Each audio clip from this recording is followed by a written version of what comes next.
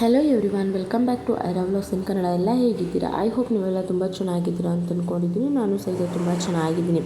ರೇಣುಕಾಸ್ವಾಮಿ ಕೊಲೆ ಪ್ರಕರಣ ದಿನಕ್ಕೊಂದು ತಿರುವು ಪಡೆದುಕೊಳ್ತಿದೆ.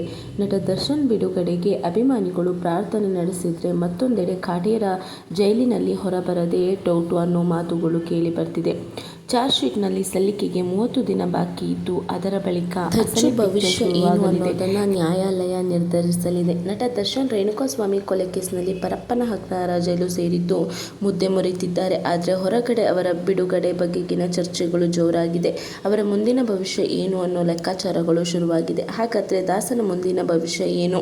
ಹೌದು, ರೇಣುಕಾಸ್ವಾಮಿ ಕೊಲೆ ಕೇಸ್ನಲ್ಲಿ ನಟ ದರ್ಶನ್ ಸೇರಿ 17 ಜನ ಜೈಲಿನಲ್ಲಿ ದಿನ ದೂಡ್ತಿದ್ದು, ಅವರಿಗೆ ಶಿಕ್ಷೆ ಕೊಡಿಸುವ ನಿಟ್ಟಿನಲ್ಲಿ ಪೊಲೀಸರು ಹರಸಾಹಸ ನಡೆಸುತ್ತಿದ್ದಾರೆ. 90 ದಿನದೊಳಗೆ ಚಾರ್ಜ್ ಶೀಟ್ ಸಲ್ಲಿಕೆ ಮಾಡಿದರೆ ಕೋರ್ಟ್ನಲ್ಲಿ ವಿಚಾರಣೆ ನಡೆಯಲಿದೆ. ಇಲ್ಲದಿದ್ದರೆ ಚಾರ್ಜ್ ಶೀಟ್ ಸಲ್ಲಿಸಲು ಪೊಲೀಸರು ವಿಫಲವಾಗದಿದ್ದಾರೆ ಅನ್ನೋ ಕಾರಣ ನೀಡಿ ಆರೋಪಿಗಳಿಗೆ ನ್ಯಾಯಾಲಯ ಜಾಮೀನು ನೀಡಬಹುದು.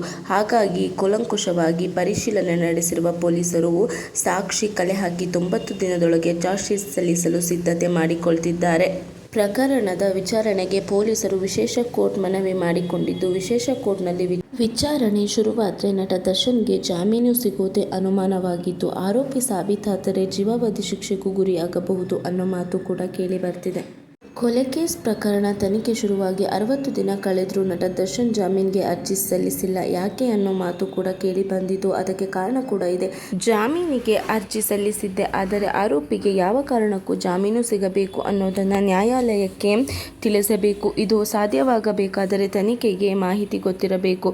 ಆದರೆ ಚಾರ್ಜ್ ಶೀಟ್ ಸಲ್ಲಿಕೆಗೂ ಮುಂಚಿತವಾಗಿ ತನಿಖಾಧಿಕಾರಿಯು ತನಿಖೆಯ ಗೌಪ್ಯತೆ ಕಾಪಾಡಿಕೊಂಡಿದ್ದಾರೆ.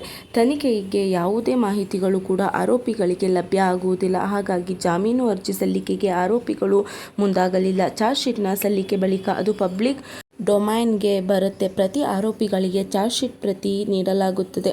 ಆಗ ಅದನ್ನು ಆರೋಪಿಗಳು ಬಳಸಿಕೊಂಡು ಜಾಮೀನಿನ ಮೊರೆ ಹೋಗಬಹುದು. ಸದ್ಯ ನಟ ದರ್ಶನ್ಗೆ 90 ದಿನದವರೆಗೂ ಜೈಲೇ ಗತಿಯಾಗಿದ್ದು, 90 ದಿನ ಬಳಿಕ ಭವಿಷ್ಯ ಏನು ಅನ್ನೋದು ನಿರ್ಧಾರವಾಗಲಿದೆ.